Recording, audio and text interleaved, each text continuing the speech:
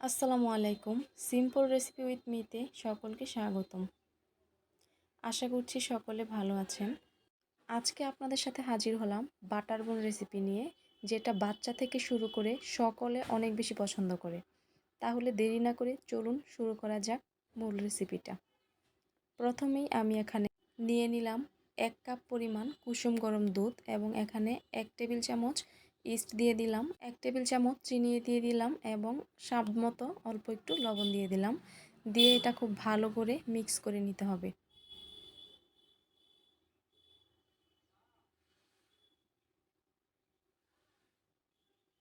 এরপর দিয়ে দিব এখানে একটি ডিম। ডিমটা দিয়ে খুব ভালো করে ফেটিয়ে নেবেন, সম্পূর্ণ মিশ্রণটা যাতে খুব ভালো করে মেশড হয়। এটা হ্যান্ড উইক্সের সাহায্যেও করা যায়, তো আমি এটা চামচ দিয়ে খুব ভালো করে মিক্স করে নিলাম। তারপর এখানে অ্যাড করব ময়দা। আমি এখানে 2 কাপ পরিমাণ ময়দা দিয়ে দিলাম।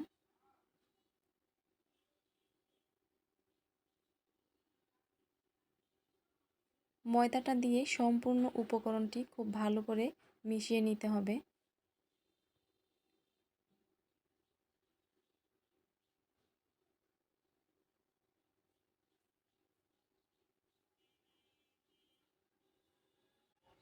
যদি আপনার মনে হয় এখানে পানি কম বেশি হয়েছে, তাহলে আপনি এখানে আরও ময়দা অ্যাড করতে পারেন।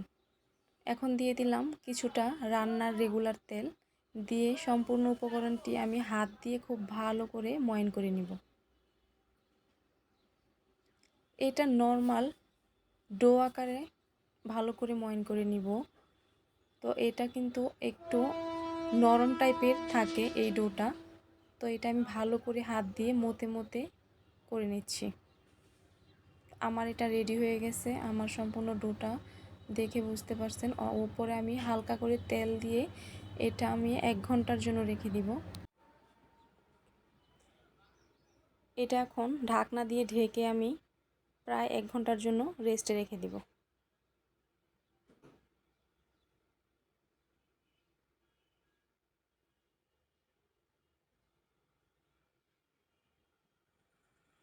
1 ঘন্টা পর দেখুন এটা ফুলে একদম ডাবল হয়ে গেছে। আমি এটার ভিতরের হাওয়াটা বের করে নিলাম। নিয়ে এটা পুনরায় আবার একটু ভালো করে মতে নিব।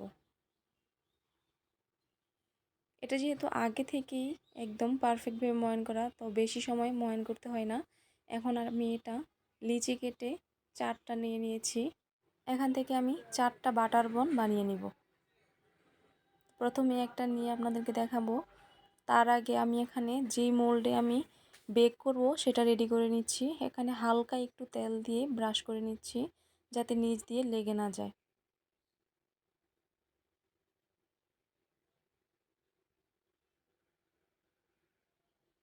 এখন আপনাদেরকে আমি বাটার বনটা বানিয়ে দেখাচ্ছি।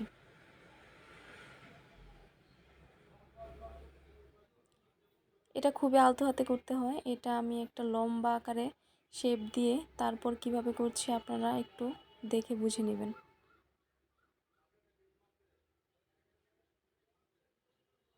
এটা করাটা খুবই ইজি।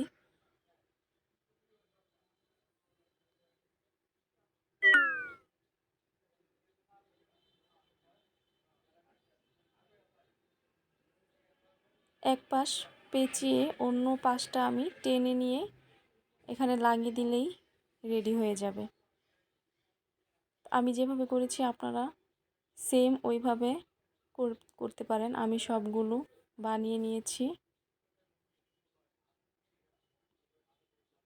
এটা এখন কিছুক্ষণ রেখে দিব রেস্টে, তাহলে এটা একটু ফুলে ডাবল হবে। এখন আমি রেস্টে রাখার পর এটা দেখুন একটু ফুলে গেছে। এখন আমি এটাতে একটা ডিমের কুসুম ফেটিয়ে নিয়ে এটা উপরে আমি ভালো করে ব্রাশ করে দেব, যাতে উপরের কালারটা অনেক বেশি সুন্দর হয়। এগুলো সম্পূর্ণ অপশনাল, আপনারা চাইলে এটা স্কিপও করতে পারেন।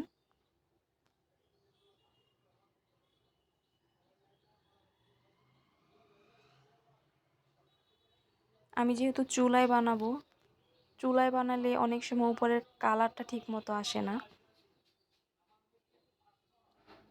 কিন্তু খেতে কিন্তু একদম পারফেক্টই হয়, উপরের রঙটা হয়তো আসে না। এখন আমি চুলাতে একটা কড়াই বসিয়ে দিলাম। এখন আমি এটাতে নর্মাল খাতার কাগজ দিয়ে দিলাম এবং একটা স্ট্যান্ড বসিয়ে উপরে মোলটা দিয়ে দিলাম। এটা কিন্তু অবশ্যই 5 মিনিট প্রিহিট করে নিয়েছি আমি। তারপর আমি যখন প্রিহিট হয়ে গেছে তখন আমি মোলটা দিয়ে এখন চুলার আঁচটা একদম লোতে করে ঠিক ঘড়ির কাঁটায় 40 মিনিট বেক করব। 40 মিনিট পর ব্রেডগুলো একদম রেডি। এগুলো একদম পারফেক্টভাবে কুক হয়ে গেছে।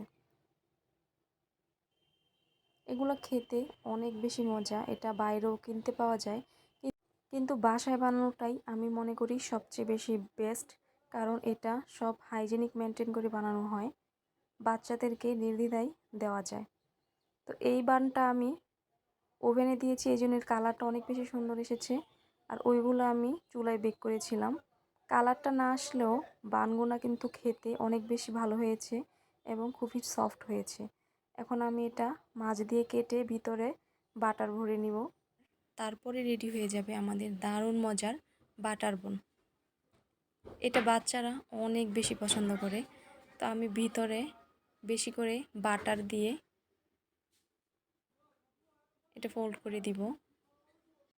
তো রেসিপিটা ভালো লেগে থাকলে অবশ্যই বাসায় ট্রাই করবেন এবং আমার ভিডিওগুলো যদি ভালো লেগে থাকে অবশ্যই চ্যানেলটি সাবস্ক্রাইব করবেন। ধন্যবাদ সবাইকে।